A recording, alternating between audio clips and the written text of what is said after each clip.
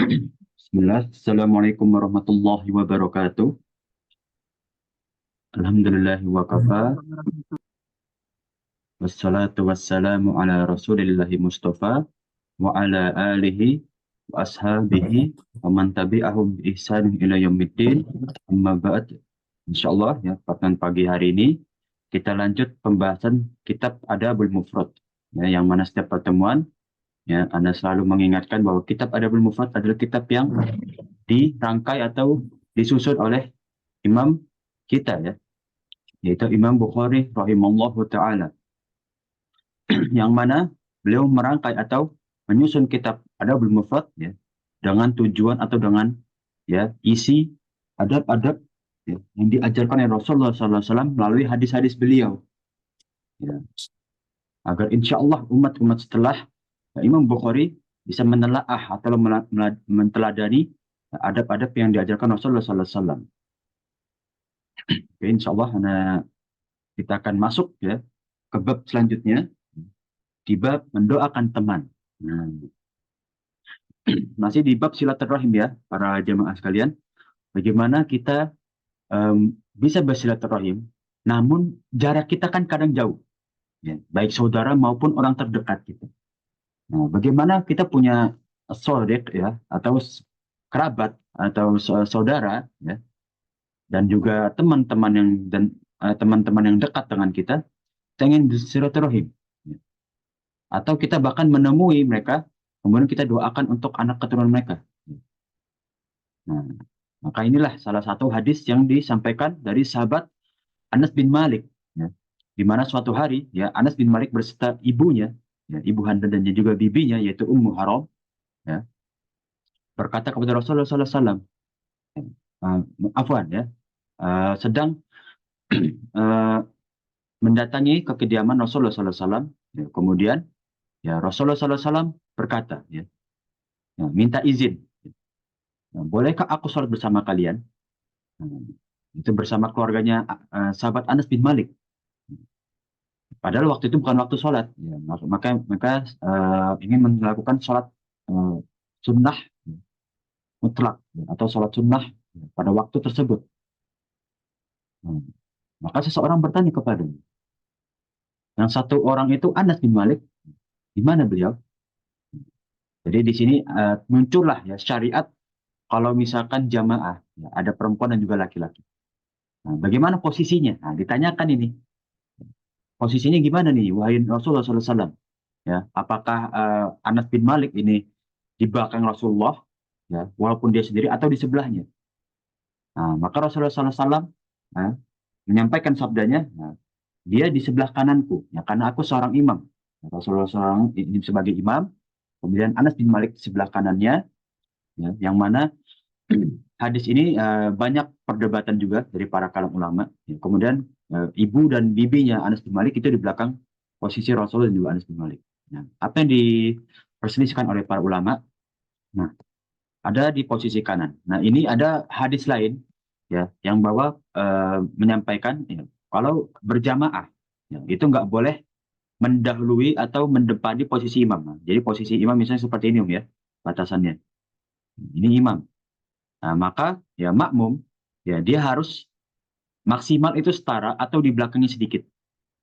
Nah, padahal kan tentu ya ya, setiap ukuran kaki orang itu berbeda-beda. Nah, maka kadang ada kakinya lebih kecil sebagai imam, namun kalau sholat di sebelahnya itu ya karena kaki makmumnya lebih besar, seakan-akan dia mendahului nah, kakinya imam. Nah, ini yang perdebatan dari para kalangan ulama. Ya, apalagi dari Imam Hambali ya. Mazhab Hambali itu kan mereka itu meluruskan saf itu bukan dari ujung kaki, tapi kan dari mata mata kaki ya. Kita meluruskan dari mata kaki. Nah, maka beberapa imam itu berselisih. Ya, ada yang batasannya itu ya, tidak boleh lebih dari ujung ini. Maka mereka membuat batas. Kalau imamnya sudah di ujung, ya kakinya sudah di sini, ya maka nggak boleh melebihi ini. Walaupun mata kaki kita lebih besar, sehingga mata kaki kita mundur gitu, nggak sejajar dengan imam. Nah, itu pendapat Imam Malik rahimahullah taala. Kalau pendapat Imam Syafi'i ya Beliau berpendapat ini yang cukup masyhur di Indonesia ya.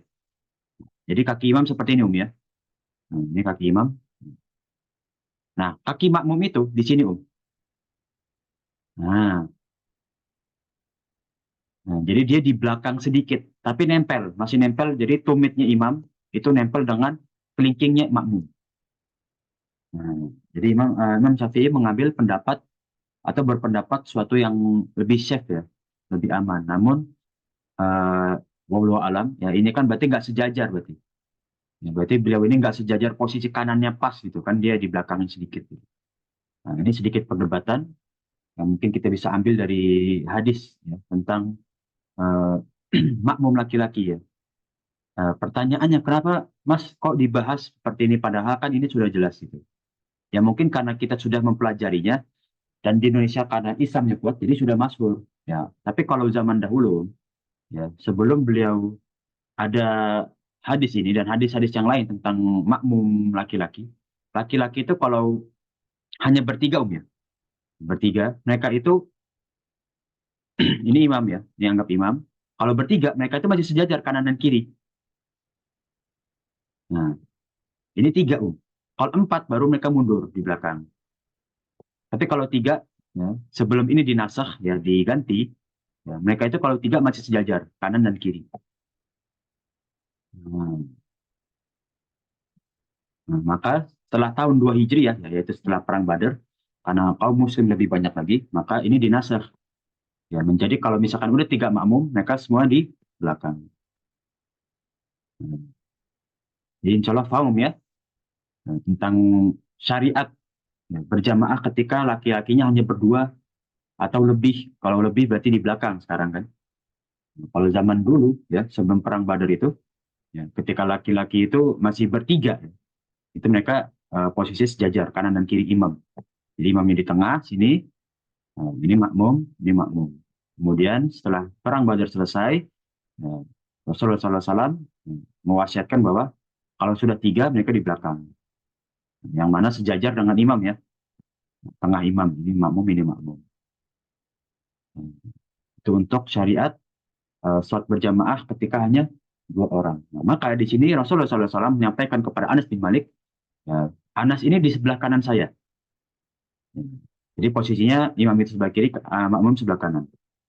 Nah, kemudian beliau sholat bersama kami dan mendoakan kami, ya, nah, sekeluarga supaya diberikan kebaikan dunia dan akhirat.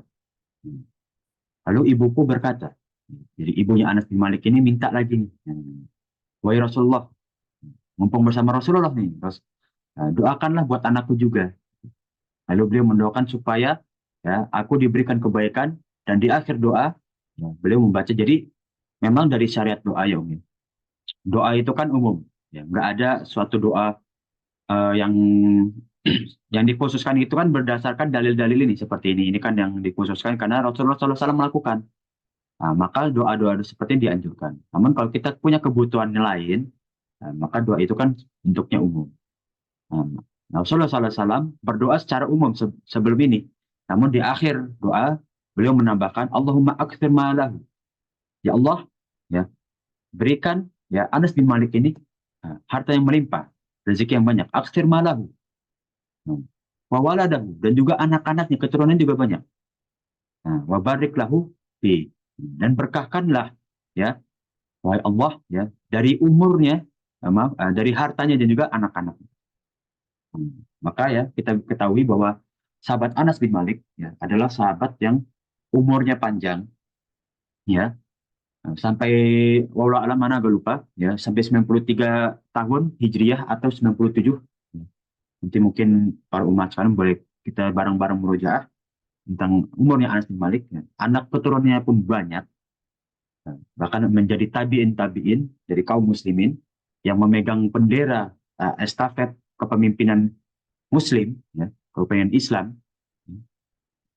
Kemudian ya beliau adalah ya pedagang yang cukup besar di tanah Syam dan juga tanah Arab ya Jazirah Arab. Afwan. Nah, Masya Allah ya doa-doa doa-doa Rasulullah SAW nah, yang ini memang dimanfaatkan oleh ibunya ya. Nah, mumpung ada Rasulullah mintalah doa gitu kan. Nah, itulah ya yang bisa kita dapatkan dari doanya Rasulullah. Ini bisa kita praktekkan. Ini untuk kita sendiri pun kita praktekkan. Ya. Allahumma akthir mali wa waladi wa barik ya li fihi. Kalau untuk orang lain, Allahumma akthir malahu wa waladahu wa barik lahu fihi. Ini doa bersama saudara muslim. Insya Allah ya kalau kita punya kerabat, ya, kita punya orang-orang terdekat, doakan ini. Apalagi mungkin kita kenal kepada anak-anaknya dia, ya, anak-anaknya beliau yang insya Allah berkah juga untuk keturunan-keturunannya. Amin ya rabbal alamin. Ini untuk ya doa Rasulullah SAW kepada ya salah satu sahabatnya yaitu Anas bin Malik. Nah, kita bisa lihat di bab selanjutnya kasih sayang ibu. Ini salah satu hadis yang paling disenengin para umat mungkin ya. Nah, dari sini ya Ummul Mukminin Aisyah radhiyallahu anha qalat ya, mengabarkan ya Rasulullah SAW pernah berkata ya ma yu'jibuka minha ya apa yang membuatmu takjub kepada suatu kejadian ya. Kejadian yang di atas ini nanti akan kita bahas kejadiannya laqad rahimahallahu bi rahmatiha sabiyaha ya sungguh Allah Subhanahu wa taala telah memberikan rahmatnya kepada si ibu ya si ibu yang di atas ya nanti akan kita bahas ya. Atas kasih sayang ya kasih sayang kepada kedua anak kecil. Kenapa nih? Kenapa dengan ibu ini diberi rahmat ya oleh Allah Subhanahu wa taala kepada kasih sayang kepada kedua anaknya yang masih kecil. Nah, berarti ini berkaitan dengan orang tua yang mendidik anaknya. Nah, di sini ya bahwa kisah ini berkaitan dengan Ummul Mukminin ya yang mana pada saat itu ya telah datang seseorang wanita kepada Ummul Mukminin Aisyah radhiyallahu anha. Lalu Aisyah memberikan 3 buah kurma ya, sebagai hadiah ya. Nah, ini kan hadis seperti tahadu tahabu. Nah, kalau kita memberikan suatu hadiah kepada seorang muslim, ya, maka Allah saling semakin meningkatkan kecintaan ya antara keduanya. Nah, lalu wanita tersebut kemudian memberikan kepada setiap anaknya satu buah. Nah, dan tinggal 1 kurma di tangannya. Nah, jadi kan 3 kurma yang tadi kasih ya, berarti 2 anak, ya kan? Karena yang dikasih satu buat anak. Nah, 2 anak kecil tersebut sudah memakan 2 buah kurma itu dan memandang si ibunya, ya namanya anak ya.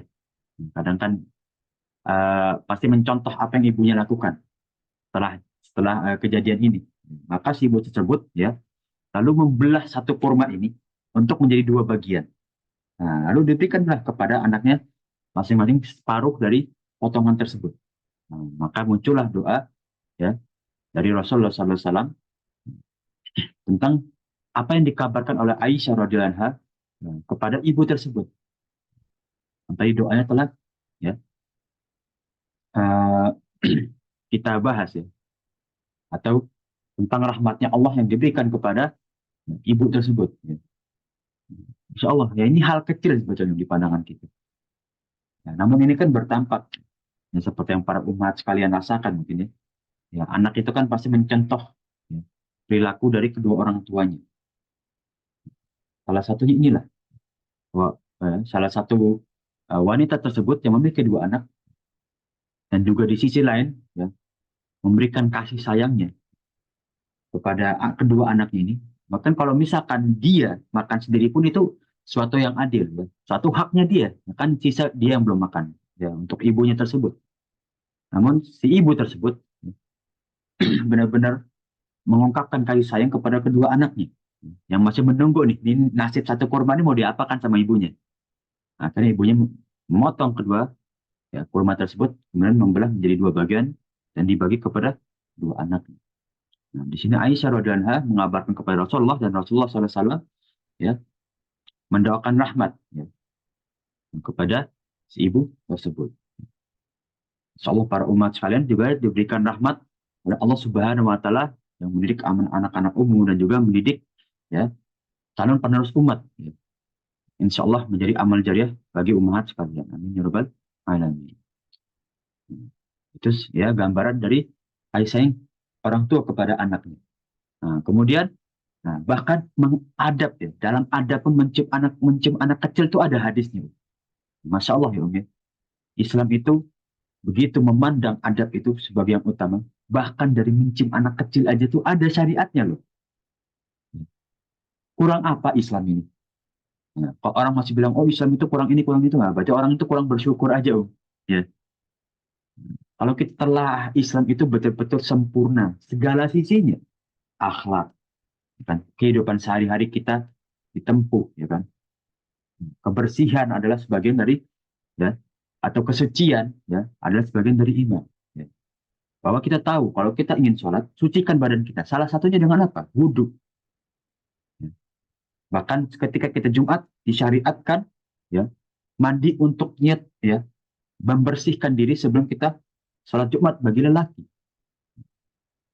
Syariat-syariat seperti itu kan hal yang sepele di mata manusia. Namun itu adalah bagian dari perhatiannya Allah Subhanahu wa taala dan juga rahmatnya kepada, ya, kaum muslimin. Nah, maka kita bahas tentang adab dalam orang tua juga kepada anak-anaknya, yaitu mencium anak kecil. Ya.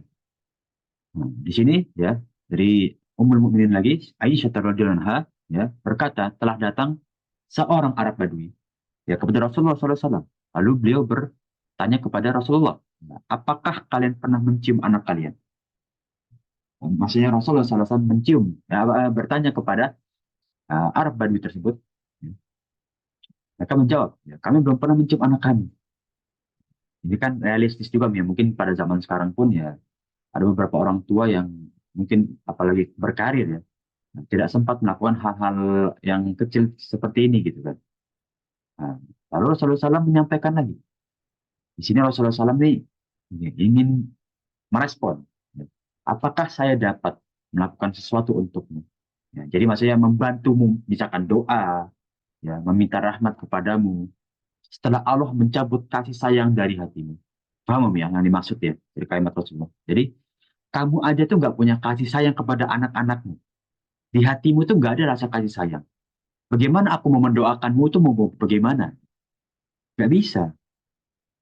Kalau kamu ingin dirahmatkan Allah, diberikan rahmat oleh Allah, maka kamu harus berikan rahmatmu kepada anak-anakmu dulu. Nah, jadi dari dua sisi, Om.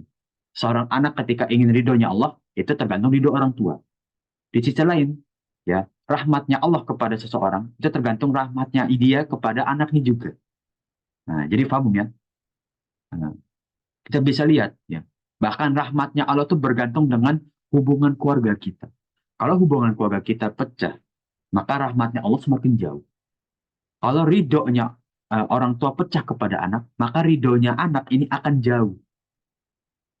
Nah, inilah ya, bahwa orang tua itu dan juga anak itu adalah dua sisi, ya, sebagai ladang amal yang cukup besar. Bahkan, ya, anak itu sebagai investasi yang paling besar. Ya. Nah, kok bisa begitu, Mas? Yang berkata Al-Quran, bukan saya. Apa dalam Al-Quran? Al-malu wal banuna zinatul hayati dunia. Ya. Anak dan harta itu adalah perhiasan dunia. Yang mana kalau perhiasan itu, ya, pasti dijaga, ya, sebagai investasi. Maka itulah anak. Di hadis lain, ya, anak soleh itu menjadi amal jariah. Berarti investasi sampai mati pun jadi investasi.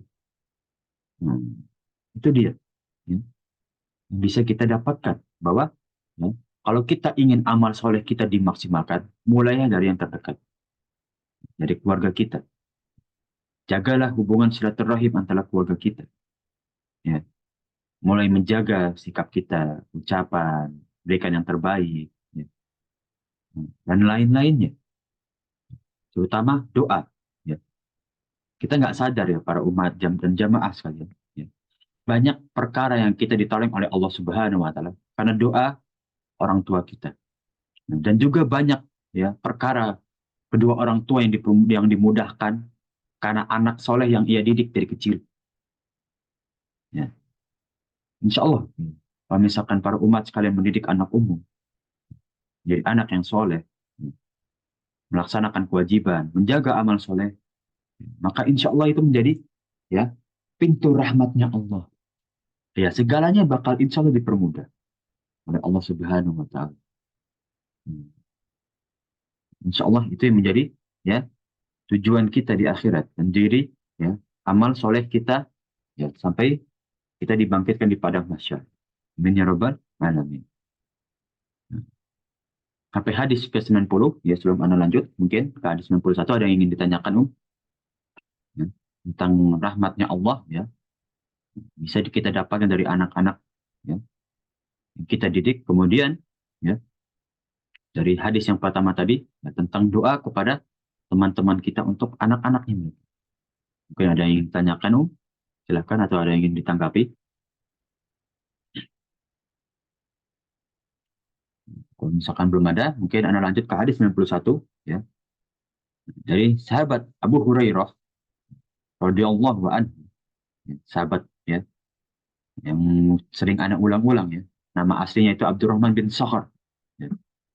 Ya, sahabat yang paling banyak meriwayatkan hadis dari sahabat-sahabat yang lain. Nah, beliau menyampaikan ya, berkata suatu ketika ya, Rasulullah SAW mencium cucunya ya, Hasan bin Ali.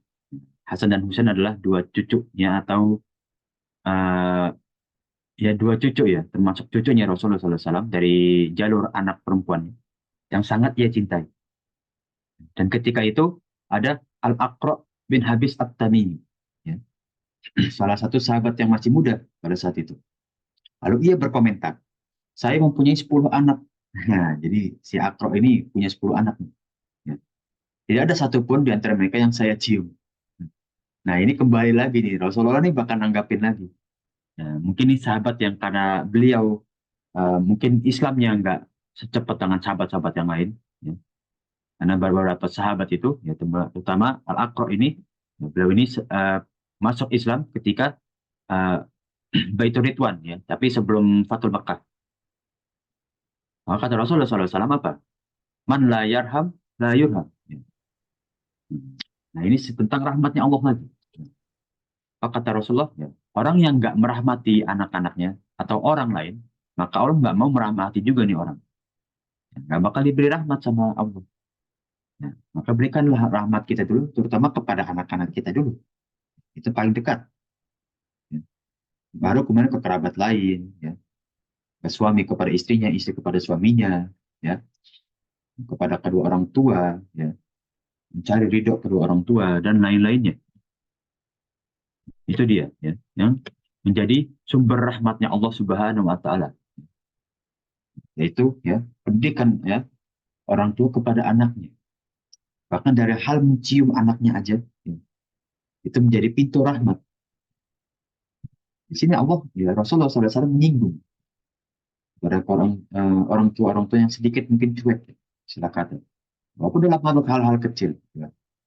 Nah, dalam hal kecil aja Rasulullah SAW ya berkomentar ya, atau eh, menanggapi sesuatu bahwa ini bukan sesuatu yang kurang rahmatnya kalian kepada anak-anak kalian, apalagi dengan hal yang lebih besar. Nah,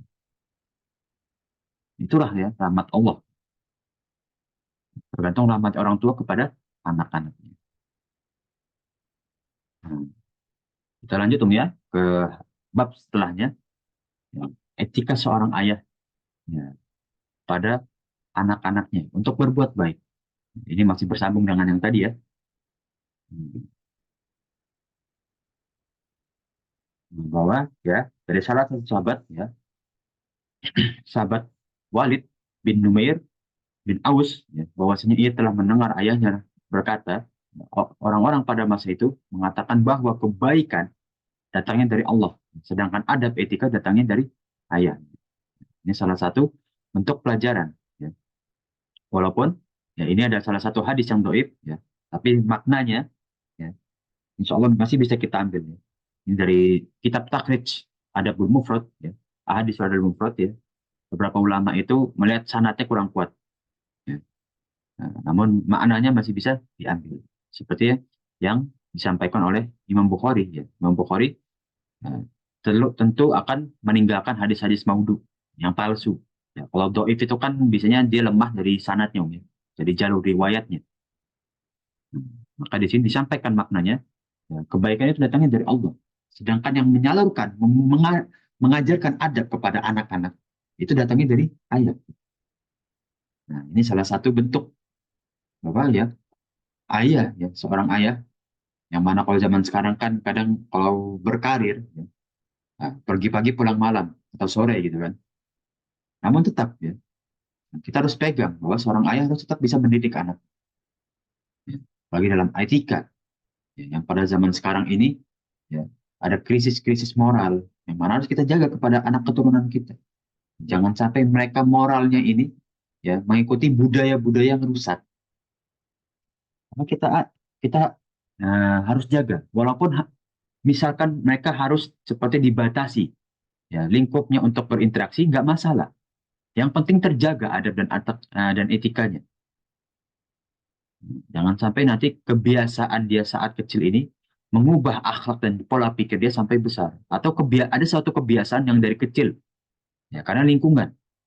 Seperti mungkin umat sekalian lebih mengerti ya bagaimana kalau anak itu dibiarkan ke lingkungan ya yang mana di situ ada keburukan yang menonjol, maka nanti kebiasaan ini, keburukan yang dia dapat ini akan menjadi kebiasaan dia yang sulit dilepaskan. Insya Allah itu bagaimana ya seorang ayah harus mendidik anak juga. Kemudian di hadis yang lain ya ada Nu'man bin Bashir ya, mengabarkan ia telah berangkat bersama ayahnya. Ya, suatu hari ya, Nu'man bin Bashir ini safar untuk menemui Rasulullah SAW. Lalu ayahnya berkata, wahai Rasulullah, aku bersaksi kepadamu bahwa aku telah memberi Nu'man ini dan itu. Ya, itu suatu pelajaran lah. Ya. Bagaimana ayahnya ini ya bersaksi bahwa aku telah mendidik anakku, si Nu'man ini aku telah didik dengan ajaran-ajaran Islam. Lalu Rasulullah SAW berkata, apakah semua anak-anakmu telah engkau berikan seperti itu juga? Maka ayahnya menjawab, tidak. Gak semua anakku aku didik seperti Nu'man. Beliau lalu berkata, ya, persaksikanlah ya kepada selainku. Ya. Nah, maksudnya ya selain Nu'man. Beliau berkata lagi, ya, tidakkah engkau senang jika mereka semua sama-sama merasakan kebaikan? Nah, jadi ini dituntut keadilan. Nah, jadi Rasul bilang, persaksikanlah kepada selainku, berikanlah kesaksian, ya, yang mana selain Nu'man ini diberikan juga, ya, kebaikanmu kepada anak-anak selain Nu'man. Jadi akan kau merasakan, ya, mereka semua sama-sama merasakan senang ketika dibuat adil oleh ya, dirimu kepada anak-anakmu. Lalu ayahnya menjawab, ya. Nah, maka kerjakanlah, kata Rasulullah SAW. Ya.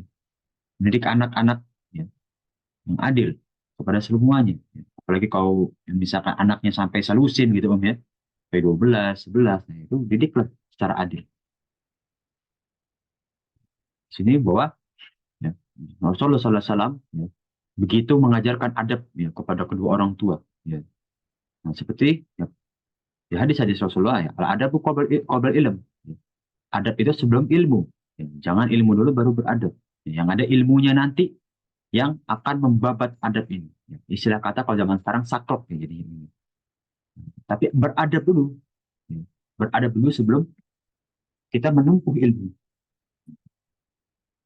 Seperti yang diajarkan kepada orang tua kepada anak-anaknya. Adab dahulu. Soal ilmu-ilmu duniawi yang lain, insya Allah akan ya, bisa. Dapat kelihatan lagi minat anaknya ya gitu kan. Nah, tapi ajarkanlah adab-adab dulu kepada anak-anak kita. Nah, itu dari hadis 92 dan 293. Nah, ada yang ingin ditanyakan Om tentang pendidikan orang tua kepada anak? Ingin ada yang disampaikan? Silakan. Kalau misalkan tidak ada, insya Allah kita lanjut ke bab selanjutnya, ya kebaikan ayah kepada anak. Nah, tadi kan pendidikan. Sekarang kita mulai kepada realita kebaikannya seperti apa ini? Dari hadis Ibnu Umar, ya, ia berkata, ini jadi qaulus sahabi ya, sesungguhnya Allah ya menamakan orang-orang baik itu dengan al-abror. Ya.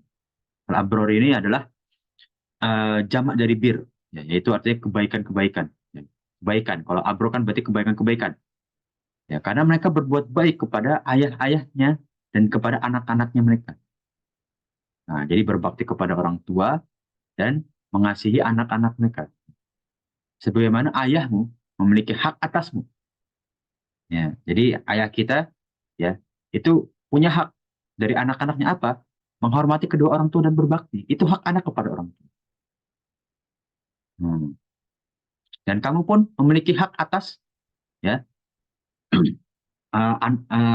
ayahmu juga. Yaitu seorang ayah harus mendidik anaknya dengan benar. Nah, maka inilah yang diajarkan oleh Rasulullah yang disampaikan oleh sahabat Ibnu Umar. Bagaimana seorang ayah dan juga posisi seorang anak itu dua-duanya memiliki hak. Ya, ayah harus memenuhi hak anaknya ya untuk pendidikan dari orang tuanya dan orang tuanya memiliki hak dari anaknya agar berbakti kepadanya. Nah, inilah yang ya, sampaikan oleh beberapa sahabat. Dan Rasulullah SAW juga mengajarkan kepada sahabat-sahabat. Nah, inilah ilmu-ilmu ya, yang diajarkan. Pertama dari akhlaknya beliau dulu. Kita tahu ya bahwa di Mekah ya, berapa lama ya Rasulullah SAW ya, mengajarkan adab ya, dengan realita seperti itu. Ya. Yang mana pada zaman itu Rasulullah SAW ya, benar-benar ya, serang habis-habisan ya, saat di kota Mekah selama 13 tahun. Namun Rasulullah SAW tidak pernah mengeluarkan adab yang buruk, selalu bersabar. Ya. Tidak pernah mencela kembali ya mereka. Ya, walaupun beberapa dari mereka harus dikisos. Ya. Saat menjadi tawanan tidak ada pelepasan kepada orang-orang yang telah ya, mengancam atau dulu pernah menghinakan dakwah Islam. Ya. Nah, seperti perang Badar ya, beberapa tawanan Badar itu ada yang tidak dilepaskan ya, atau eh, di kisos oleh Rasulullah SAW. Ini untuk kebaikan ya, ayah kepada anak. Yang mana kita ajarkan pasti anak-anak kita ya agar nanti kamu menjadi seorang ya seorang yang akhlaknya mulia, ya, senang dipandang orang gitu, kurota ayun. Nah itulah ya yang insya Allah menjadi anak-anak yang berbakti kepada dua orang tua. Kita lanjut ke bab setelahnya. Nah, ini masih hadis yang sama. Nah, ini jadi hadis man la yarham la yurham ini banyak banget tuh. Dan hadis-hadisnya sahih. Gitu. Nah, dari sahabat salah satunya dari sahabat Abi Sa'id ya. Ini riwayat yang berbeda. Nah, man la yarham la yurham lagi. Barang siapa yang tidak memberikan rahmat, kasih sayang kepada orang-orang terdekatnya, maka dia tidak akan dirahmati oleh Allah. Kemudian dari ya sahabat Jarir bin Abdullah kembali dengan hadis yang sama. Ya. Dari sahabat ya dari bin Abdullah menyampaikan lagi dari walaupun dari jalur yang berbeda ya tentang man la yarham la yurham. Orang siapa yang tidak memberikan rahmat kasih sayang, maka dia juga tidak akan diberikan kasih sayang oleh Allah. Gimana ya orang mau cuek ya pasti dicuekin, saya katakan gitu kan. Orang yang misalkan dia tidak ingin membantu orang ya maka dia tidak akan dibantu. Jadi jangan mengeluh bagi orang-orang yang tidak ingin membantu orang lain ya, karena dia sulit kehidupannya, karena Allah juga nggak akan mau membantu ya, karena dia nggak mau bantu orang lain. Kalau cuek ya, nah, tidak ingin mengeluhkan tangan walaupun hanya sedikit ya. Ini yang bisa dilihat dari hadis man la yarham la. Kita lanjut ya. Nah, dari ya Ummul Mukminin Aisyah radhiyallahu anha ya. Nah, pada suatu hari telah datang beberapa orang Arab, nah, orang Jazirah Arab kepada Rasulullah SAW. Nah, kemudian salah seseorang dari mereka ini berkata kepada Rasulullah, ya, wahai Rasulullah, ya, apakah engkau mencium anak kecil? Demi Allah kami tidak pernah mencium. Ini lagi-lagi ya, bahwa mencium anak kecil ini ya suatu hal yang kelihatan sepele, ya. Tapi ini adalah sesuatu yang jadi pintu rahmatnya Allah kepada kita, ya, melalui jalur anak-anak kita. Nah, Rasulullah SAW menjawab, apakah saya dapat melakukan sesuatu untuk kalian? Nah, ini jadi hadis yang sama tapi riwayatnya berbeda. Ya, jadi matanya kan sedikit berbeda. Ya. Nah, setelah Allah mencabut kasih sayang dari hati kalian. Hmm. Bagaimana kalian mau dapat rahmat? Kalian aja nggak merahmati anak-anak kalian. Ya, gitu kan? Hmm. Ini sudah beberapa hadis, bahkan sudah hampir 7 hadis ya kita umum, membahas bahwa rahmat Allah salah satunya, ya, pintunya itu dari anak-anak kita. Dari hal yang kecil pun, ya itu menjadi rahmatnya kita kepada anak-anak kita. Hmm. Ini ya kembali dari sahabat ya Abu Utsman ya bahwasanya Umar bin Khattab memperkerjakan seseorang. Lalu ia berkata, jadi yang khodimah ya, khodimnya Umar atau asistennya Umar ini ya berkata, saya memiliki beberapa anak. Tidak ada seorang pun yang mereka saya pernah cium. Gitu. Kemudian Umar berkata, sesungguhnya Allah tidak akan memberikan rahmat kepada hamba-hambanya kecuali apabila mereka mengasihani sesamanya, apalagi kepada anak-anaknya. Ya. Nah inilah ya bentuk rahmatnya Allah. Sampai hadis ke 99 Om, ada yang ingin ditanyakan, insya Allah. Silakan. Ada yang ingin disampaikan?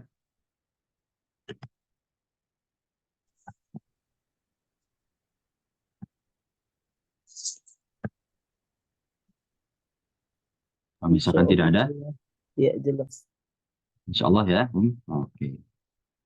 Kalau misalkan tidak ada yang ingin disampaikan dan ditanyakan, insya Allah kita lanjut. Ya. Karena setelah hadis ke 100 ini, kita udah nggak bahas tentang kerabat lagi. Ya, nanti kita masuk ke adab bertetangga. Nah, kita tahu zaman sekarang ini kan, mohon maaf ya, tidak menyindir satu sama lain. Ya, tapi kadang kita pun sebagai tetangga nggak kenal bahkan dengan tetangga kita gitu kan. Ya. Ya, karena itulah ya. Nah, mulai sudah menghilang ukhuwah Islamiyah. Hmm. Namun ya kita bisa lihat dari rahmat Allah yang 100 bagian. Nah ini pas banget hadis ke 100 dan rahmatnya Allah yang 100 bagian. Apa yang maksud dari 100 bagian ini? Nah, apakah 100 jalur, 100 jenis? Nah, kita bisa lihat di sini dari sahabat Abu Hurairah radhiyallahu anhu bahwa Rasulullah SAW bersabda, Ja'alallahu rahmatan mi'ata juz'in. Allah Subhanahu wa taala menjadikan rahmat itu 100 bagian. Ya, jadi ada 100 jalur ya. Nah, fa'amsaka indahu tis'ata wa tis'in. Ya, 99 bagian itu berada di sisinya. Nah, wa anzala fil ardi juz'an wahidan. Jadi rahma, uh, rahmat ya, rahmatnya Allah itu 90 100 itu 99 itu dari dia, dari Allah. Ya. Allah yang jalur rahmatnya itu utamanya dari Allah gitu. Jadi hablum minallah. Nah, nah. Dan satu sisi wa anzala fil ardi juz'an wahidan. Jadi Allah menurunkan satu rahmatnya dari jalur ya bumi ini. Nah, apa itu? Nah, amin dzalikal juz'i, dari satu bagian itu pula ya. Ya tarahamu al khalqu ya. Salinglah memberi kasih sayang kepada makhluk-makhluknya. Nah, hatta tarfa al farsu ya, hafiroha an waladiha khasyata'an tusibah. Nah, jadi rahmat yang satu ini yaitu kasih sayang kepada sesama kita, sesama manusia. Ya, ini jalur satunya rahmat yaitu hablum minan nas. Bagaimana kita menjaga ya ukhuwah Islamiyah kita. Ini yang Allah berikan ini rahmat dari Allah.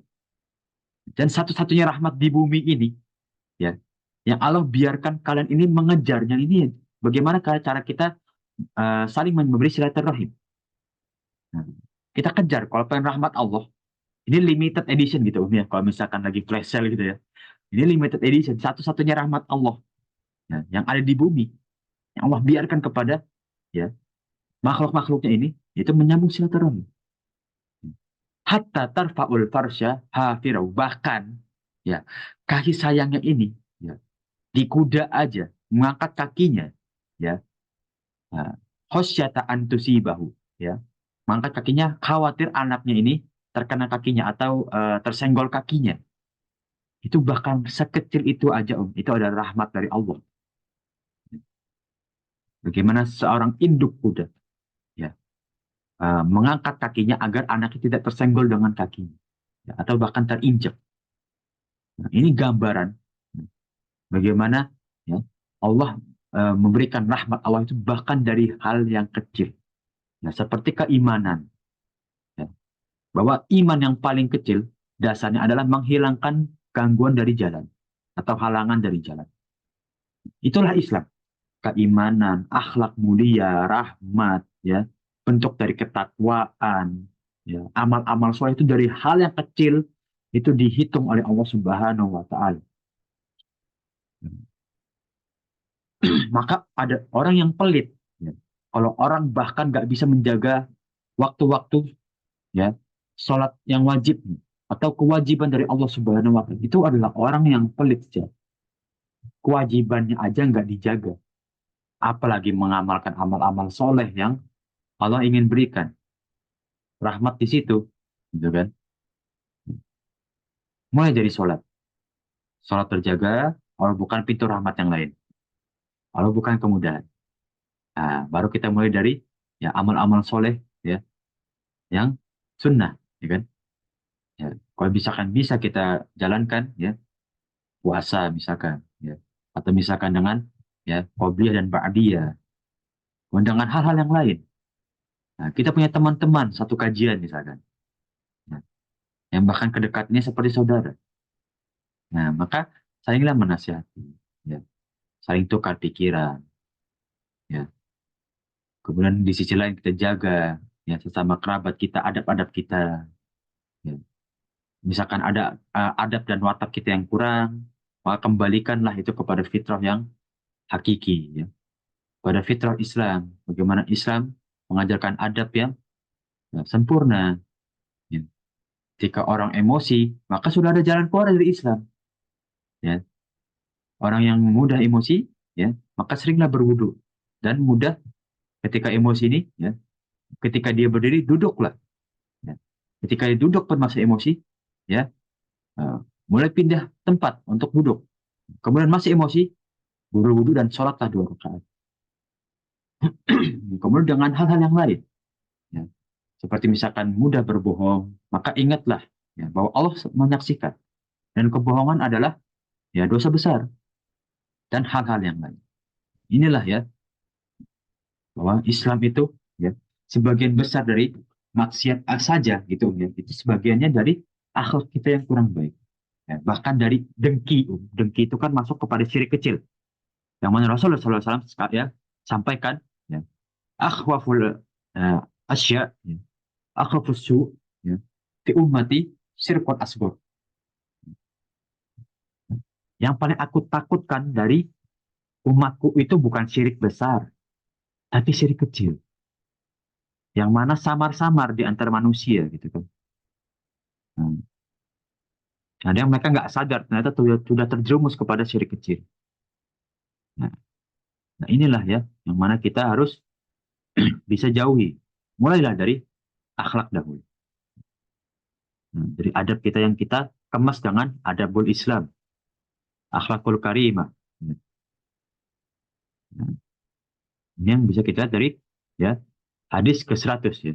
Bagaimana pintu kebaikan rahmatnya Allah itu ya. Kalau di dunia itu hanya satu. Hablum minan nas ini tuh ya silaturahim. Nah, limited edition gitu. Hmm. Kita masuk ke bab selanjutnya, wasiat tentang berbuat baik pada tetangga. Nah, kita masuk ya, kita sudah lepas kepada usroh, ya, kepada kerabat-kerabat, ya, kita masuk pada bab yang bertetangga. Ya, banyak ya ya, Afwan, Afwan sangat-sangat banyak. Ustadz. Ya, Afwan silakan Om. Ustadz boleh tanya? Ya, Ya, silakan. Silakan Bu duluan. Hah? Bu Anak Fatimah, dulu. boleh? Ayo Bu Silakan. Fatimah silakan. Ya. Silakan. Anak dulu Om. Ya, ya, silakan Om, silakan Om. Ya, ya. Afwan Ustadz, ini anak punya kerabat. Ah, Subhanallah, akidahnya itu berbeda Ustadz. oh, Masya Akidahnya Allah. Ustadz. Nah, Hmm. bagaimana anak apa? Emang jauh, dia jauh. Tapi itu apa? Belum pernah apa sih? Berhubungan itu sekali-sekali Ustadz. Bagaimana anak Oke. kepinginnya menasehati hal begini begini itu bagaimana ya Ustadz ya? Kasihan Oke. Ustadz itu si akidahnya Ustadz. Jadi Oh, anak Masya Allah.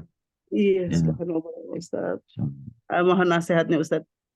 Syukran insyaallah. jazakallah Ustaz. Assalamualaikum. Afwan wa yafiun, insyaallah. Bismillah. Jadi eh, kasus seperti Umu ini, ya, bahkan di dalam seorang Muslim pun, ya, beberapa dari mereka itu sangat menyayangkan. Ya. Ya. Kalau misalkan seorang Muslim itu ya kendalanya ketika kerabat ada yang tidak satu akidah, bahkan akidahnya melenceng. Yang mana wallahu a'lam. Ya. Ini naudzubillah sampai titik naudzubillah, ya. Ada yang kita takutkan, ibadah-ibadah mereka itu mengeluarkan mereka dari Islam. Hmm. Insya Allah umat sekalian mengerti ya, yaitu yang dimaksud dengan kesyirikan. Karena di Indonesia ini, mereka itu menjadikan adat itu bagaikan ibadah. Nah, kebalik ya. Seharusnya kan ibadah kita yang kita jadikan eh, kebiasaan kita. Ibadah dari Allah. Sholat sunnah itu sebagai kebiasaan kita. Ya. Dan sunnah-sunnah yang lainnya. Namun, di Indonesia terbalik. Yang mana adat mereka, yang mereka kemas, ya, kemas dengan sampul Islam. Yang mereka jadikan itu ibadah. Nah, maka tidak heran ya, banyak di Indonesia itu yang mengikuti akidah seperti ini. Bagaimana sekarang seperti tadi Bu Fatimah bertanya, bagaimana menanggulanginya ya? Bersikapnya bagaimana kalau kita ingin merubah gitu. Yang pertama tentu ya, kalau kita langsung ya tentu kan yang ada kita kena timbal balik ya atau disemprot balik gitu kan kalau kita menasihati langsung kepada akidahnya. Namun kalau Nah, bisa kalau tadi seperti Bu Fatimah bilang kan jauh ini kan. Dan kita jarang nah, berinteraksi gitu kan. Bagaimana cara kita ngajaknya ini sulit gitu kan. iya. Nah, Ustaz. Nah, karena kalau dakwah itu ya, agak resiko kalau kita langsung menembak akidah dengan perkataan. Itu resiko banget. Iya. Nah, jadi misalkan, oh ini nggak boleh, itu nggak boleh. Oh ini kata Allah seperti ini, kata Allah seperti itu. Walaupun secara nggak langsung, respon dia tuh pasti mengerti. Misalkan, oh Mm. misalkan fulana ini dalam hadis itu seperti ini, seperti ini, seperti ini yang benar. Nah, berarti secara nggak langsung kan kita menyalahkan apa yang akidah yang dia pegang. Nah, Nah, itu agak sulit. Ya, bahkan untuk anak pun, ya pandangan dari anak itu sangat sulit ya. Belum belum bisa secara langsung karena kan umum jarang berinteraksi. Kecuali kalau berinteraksi mungkin bisa ya. Seperti sesekali nah, diajak eh ziarah ke rumahnya, kemudian diajak keluar, ya, diajak nah, ketemu Ustaz, teman-teman. tapi Ustaz udah dikasih buku Ustaz sama suami, Ah, dia dikasih buku.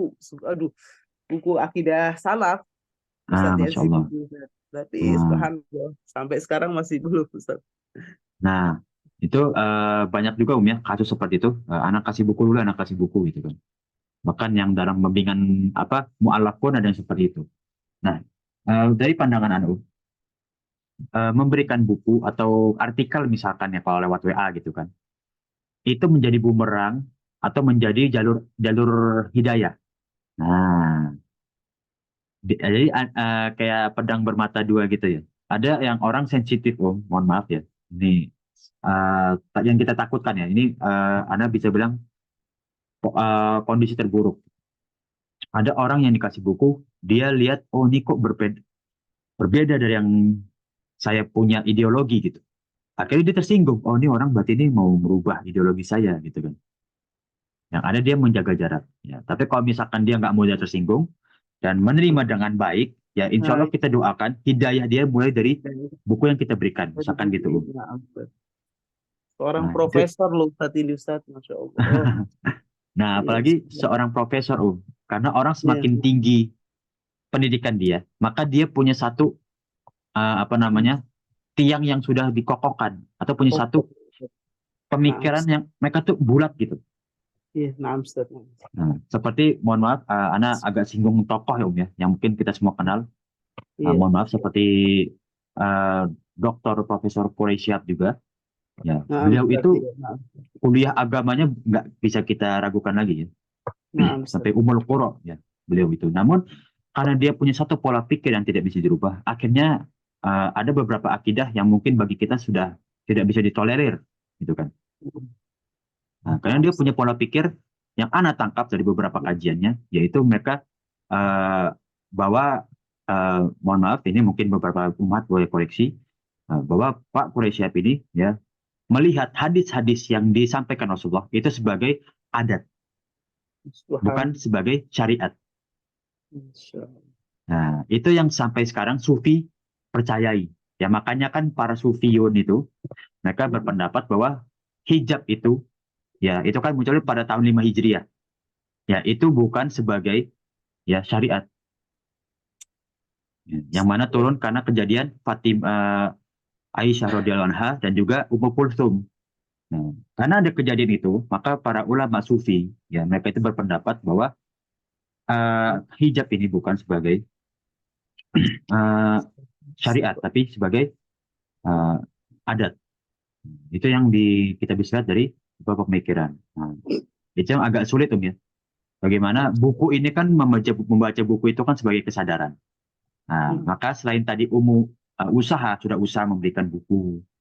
Nah, di sisi lain mungkin ya kita bisa bantu doakan mungkin. Nah, Masya Allah. Nah, kita doakan ya, semoga ya Allahumma Allahumma ahdilahu ya taulaha ya tergantung kalau perempuan kan laha, kalau perempuan kalau laki-laki lahu. Ahdilaha atau lahu ya fi siratikal mustaqim atau fi dinikal al-karim. Jadi kita doakan. Kita pakai bahasa Indonesia pun nggak masalah. Insya Allah Allah mendengar apa yang kita maksud dan kita tunjukkan kepada saudara-saudara kita yang mungkin masih berbeda akidahnya gitu. Amin ya Amin, Rabbal Insya Allah. alamin. Amin, amin, ya Rabbal alamin, Insya Allah. Mungkin itu yang bisa Ana tanggapi ya, dan Ana sarankan walaupun yang lebih mengetahui kondisinya dan insya Allah pun insya Allah ya diberikan Allah jalan yang dipermudah oleh Allah jalan-jalannya. Amin, amin, Insya Allah. Insya Allah. Insya Allah ya kepada kerabat insya Allah bisa masuk ya kepada akidah yang Allah maksud di Shiratal Mustaqim. Amin ya Rabbal. Amin, amin, ya Rabbal alamin. Ustaz, jazakallah khair, Ustaz. Ya, afwan wa iyyakum. Ya. Barakallahu fiik. Ustadz boleh bertanya?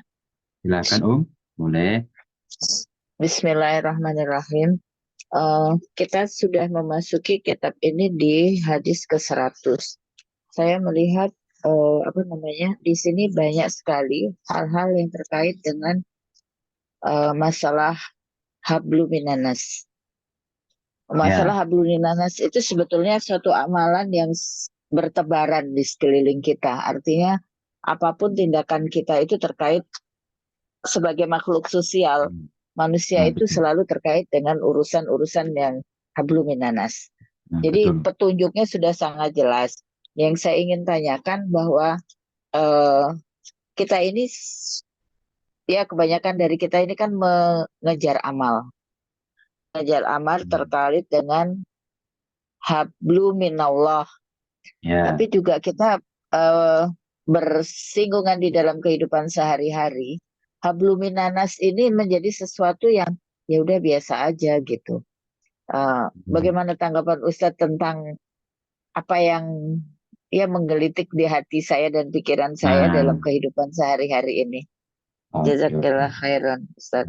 Afwan wa iyyakum. Nah, tadi yang bisa kita simpulkan bahwa bagaimana tanggapan orang yang menutup celah sebagai ibadah dari hablum minanas. Ini kan banyak ya para umat sekalian, jamaah sekalian, bahwa ada orang yang mikir ya sudah kita ibadah itu kita dan Allah. Gak ada kita hubungan dengan manusia. Gak ada misalkan ya manusia itu sebagai ladang rahmatnya Allah. Ya mereka berpikir mungkin beberapa seperti itu. Ya. Dan akhirnya mereka menutup ya celah ibadah itu kepada hablum minanas. Padahal ya hadis yang sebelumnya kita kaitkan rahmatnya Allah itu ada 100. Yang 99 itu dari Allah, yaitu ibadah kepada Allah. Yang satu ini, ya, yang limited edition ini berasal dari hubungan kita kepada manusia. Sekarang yang Anda mau pertanyakan, mau nggak kalian diberi rahmat oleh Allah? Ya. Nggak cuma 1 dan 2, semuanya mau. Ya, maka mulai dulu kepada ya kita dan juga hubungan kepada manusia. Yang mana kita sudah jelaskan ya, berpuluh-puluh hadis yang sebelumnya, bahwa ya rahmatnya Allah pun pintunya itu dari kerabat kita juga. Ya. Tadi di hadis 92 sampai 50, 90 ya, 4 ya. Man la yarham la yurham. Ya. orang yang tidak memberikan rahmat kepada sesama manusia, hablum minannasnya nggak dijaga, maka dia nggak bakal dijaga juga. Nah, ini sebuah pola pikir sebetulnya, Om. Nah, bagaimana pola pikir ini kita sebarkan kepada umat Islam? Bagaimana caranya? Didiklah anak cucu kita dengan pola pikir ini. Nah, mulai dari anak, kalau misalkan punya teman, kita punya barang sesuatu ya, misalkan anak kita punya makanan yang dia suka, nah kita nasihati kepada anak kita, nah itu ada teman kamu, coba bagi dua deh makanannya. Ya teman kamu ngerasain tuh makanannya gitu. Kayak hal-hal yang kecil, yang mana anak kita tuh akhirnya jadi peduli, orang yang peduli kepada orang sekitar. Nah, kalau di Indonesia kan biasanya gini Om ya, nah, salim salim tuh sama Om gitu kan. Nah, sama tante salim. Nah, itu kan bentuk kita membiasakan anak cucu kita itu peduli gitu. Dari pertama kali ketemu orang yang kita nggak ketemu dengan salam, yang maaf, dengan pertama kali ketemu orang yang nggak kenal atau yang kenal pun jangan ucapkan salam. Ya. Kalau kita kan kadang sambil sungkem apa ya, kalau bahasa Jakarta Indonesianya tuh sungkem itu salim ya, sambil salim dan lain-lainnya. Nah itu yang harus kita pupuk. Nah pola pikir itu yang kita pupuk. Nah pertanyaan bagaimana kalau orang yang sudah beranjak remaja atau dewasa yang nggak punya pola pikir seperti ini. Ya, akhirnya mereka itu menjadi close minded ya, pemikirannya tertutup gitu. Nah, ini agak sulit, lebih sulit lagi. Nah, itu kadang mereka itu tertriggernya atau misalkan mereka merubah pola pikir ini kalau udah ada suatu kejadian yang akhirnya mereka berpikir, oh pola pikir ini sama ini yang saya pikirkan salah. Gitu. Nah, itu biasanya dengan kejadian, bahkan beberapa kejadian yang berasa pahit gitu kan, atau kurang baik. Nah, maka kita berikan bagaimana eh, dampak realita lebih bagusnya, Om. Ya. Dan sebenarnya banyak, ya kan. Nah, kalau kita menolong orang, ya akhirnya kita ya mendapat relasi, contohnya seperti itu kan. Ya, kalau kita dipandang baik sama orang, ya kita berbuat baik kepada dia juga, ya kita akan memberikan kebaikan satu sama lain. Ya. Kemudian ya kalau di Indonesia kan mengucapkan dengan relasi gitu, Om, ya. Nah, itulah bentuk-bentuk dari rahmat Allah, ya yang kita tuh nggak tahu bahwa itu tuh yang Allah berikan kepada ya makhluk-makhluk yang ada di bumi ini. Ya. Dan satu titik inilah, ya, satu rahmat Allah ini sebenarnya harus kita kejar. Ya. Sesama manusia inilah hablum minannas ya. Jadi bentuk sosial itu adalah bentuk dari eh, wujud dari rahmat Allah juga. Ya. Nah, pola pikir ya, itu pola pikir yang harus kita tanamkan sebetulnya. Nah, itu untuk mungkin yang bisa Anda jawab, Om. Bagaimana kalau misalkan ya, di masyarakat, ya. Mereka itu bahkan punya Jazakallah ilmu, khairan. ya, afwan wa iyyak gitu. Jadi mereka punya ilmu tapi nah, harus diamalkan seharusnya ya. Seharusnya kan diamalkan. Mereka punya ilmu saja dipraktekkan. Ya. Nah, dan mempraktekkan ilmu itu ya tentu dari hablum minannas. Nggak bisa kan dia dakwah tapi sendiri gitu kan maksudnya.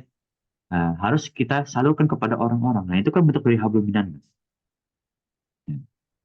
Dan ilmu yang paling berkesan di masyarakat itu adab. Nah, ini sebagai contohnya. Seorang profesor ya, atau bahkan seseorang yang misalkan lulusan mana yang mungkin seharusnya dibanggakan ya. Kalau kita kan mungkin, oh ini lulusan S3 Madinah gitu. Misalkan ya. Namun ketika dia berdakwah nggak mencerminkan ilmu yang dia punya, kira-kira mudah diterima atau sulit tuh? Sulit kan? Sulit, Ustaz. Yang dilihat di masyarakat tuh bukan IPK, bukan rata-rata. Yang dilihat tuh bagaimana dia punya ilmu yang bisa direalisasikan gitu kan. Dia punya ilmu yang bisa diamalkan. Itu yang penting. Jadi hablum minannas tuh kelihatan di sini. Ya, ilmu itu bukan buat dipendam sendiri. Ya. Ilmu itu ya gak bakal bermanfaat kalau dipendam sendiri. Ya, istilah kata ya kalau kita punya berlian dipendam gitu. Udah nggak dibuat apa-apa. Ketika butuh nggak mau dicairkan atau dijual atau dibuat yang lain udah akhirnya ya udah, pendem aja udah. Nah, kalau kita buat yang bermanfaat kita salurkan itu malah bisa berkembang. Kan. Istilah katanya yang jadi punya satu berlian akhirnya berkembang bisa jadi tiga, lima dan seterusnya. Nah, itulah bentuk dari ya rahmatnya Allah. Yang mana kita ya bisa kembangkan itu dari hablum minan nas. Wallahu a'lam. Nah, silakan mungkin dari umat yang lain, sama yang lain, ada yang ingin ditanyakan atau disampaikan. Iya Ustadz, Assalamualaikum warahmatullahi wabarakatuh. Assalamualaikum warahmatullahi wabarakatuh. Silakan Ya, Bu.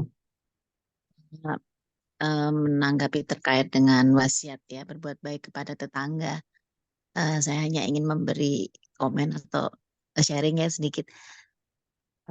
Ini kan kita punya apa ya, ladang pahala, ladang amal melalui jalur Hablu Minanas ini untuk berbuat baik kepada tetangga begitu ya.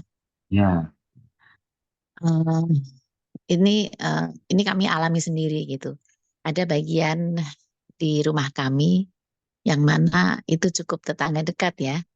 Insya Eh, Allah. yang beliaunya ini eh kontra gitu ya dengan keadaan sekeliling, katakanlah begitu gitu ya. Oke. Awal-awal kami individu berusaha untuk ya lazimnya kita bertetangga gitu ya. Tetapi ya karena kita berpindah-pindah, kami tidak mengikuti perkembangan selanjutnya begitu. Nah, akhir akhir 3 atau 2 tahun, 3 tahun terakhir ini kami mulai mengamati begitu ya apa yang disampaikan tetangga sekitar gitu. Subhanallah, qadarullah, beliau ini sudah pensiun dan sifat aslinya itu makin seperti itu gitu ya tampaknya. Oke, Jadi, oke. jadi saya rely dengan ini ya hadis yang begitu sempurna mengatur ya bagaimana kita harus bertetangga baik dengan lingkungan sekitar ya terutama. Tetapi kita juga menemui tetangga yang tidak baik gitu. Tapi apapun itu kita yang sudah mengetahui ya hukumnya, adabnya, memang harus di jalur ini begitu ya Ustadz. Hablum minanas itu harus lurus dijalankan dan kita harus tetap baik ya meskipun kondisi yang kita hadapi tidak baik gitu. Eh, Sampai dengan hari ini sih beliaunya cukup unik, tapi masyarakat sekitar, lingkungan sekitar juga sudah memahami dan itu nyata ada dalam kehidupan sehari-hari. Ustaz, bagaimana menurut Oke. Ustaz? Mm-mm. Wafiq barakallah. Nah, ini kembali lagi tentang kalau ini Om ya, kenapa Anda selalu Anda sampaikan tentang pola pikir. Ya. Karena pendidikan itu, ini dari pendapat Anda pribadi, silakan dikoreksi. Pendidikan anak kecil, ya, saat masih balita bahkan, atau misalkan saat masih sekolah dasar, itu sangat mempengaruhi pola pikir dia kepada waktu dia remaja. Ya. Ya, Istilah ya. kata kebiasaan seseorang gitu. Kalau misalkan dari kecil didik orang tuanya untuk cuek, maka dia pasti sampai dewasanya kebiasaan dia akan cuek dan nanti dia mendidik anak dia akan cuek. Kalau misalkan Betul. ya ini pendapat dari Ana ya Om ya. Kalau misalkan orang tuanya mendidik anak ini kasar, sedikit-dikit main, mohon maaf ya Om ya, mohon maaf ini uh, Mm-mm. dari pendapat Ana. Kalau misalkan sedikit-sedikit main tangan, main fisik misalkan, anak ini akan ke teman-temannya seperti itu juga. Bahkan dari bercandanya pun akan main fisik dia. Betul. Nah, nah, menurut Ana ini kembali ya dari udah jauh sebelum tetangga umum, berarti dididiknya dengan lingkungan dia seperti itu. Dan dia mungkin nggak merasa salah karena itu kebiasaannya dia, paham ya? Insya Allah ya. Ya, Nah, bagaimana sekarang kan sudah terlanjur gitu ya. Nah, kita ngambil pelajaran ini seperti itu yang mana insya Allah kita nggak terjadi ya kepada kerabat-kerabat kita dan orang terdekat kita. betul. Itu bagaimana kita mendidik anak cucu kita dan juga mempraktikkan dengan akhlak Islamiyah yang mana diajarkan pertama kali adab. Nah, sekarang bagaimana dengan tetangga kita yang sudah insya Allah atau bahkan misnauzubillah kerabat yang mempunyai watak yang kurang baik gitu loh. Apalagi buat eh, kita di sosial gitu. Kita masuk ke dunia sosial, berinteraksi di sosial masyarakat, wah ini nggak baik. Ya. Seperti keegoisan, emosional yang tidak bisa dikontrol, misalkan seperti itu. Nah, itu yang tadi Anda bilang, seperti yang sebelumnya Bu Titi tanyakan ya. Itu mereka ini nggak bakal berubah kemungkinan besar, kecuali kalau dapat pelajaran ya, atau dapat suatu pengalaman yang akhirnya dia bisa merubah pola pikir dia. Istilah kata ya pelajaran praktik lah gitu ya. Mana dia dapat pengalaman gitu kan. Harus dapat pengalaman. Ya, makanya eh, di sisi lain kalau kita masukkan nasihat dengan berbentuk materi kepada orang seperti ini, biasanya ya, ini yang anak alami, itu bisa kurang masuk. Ya.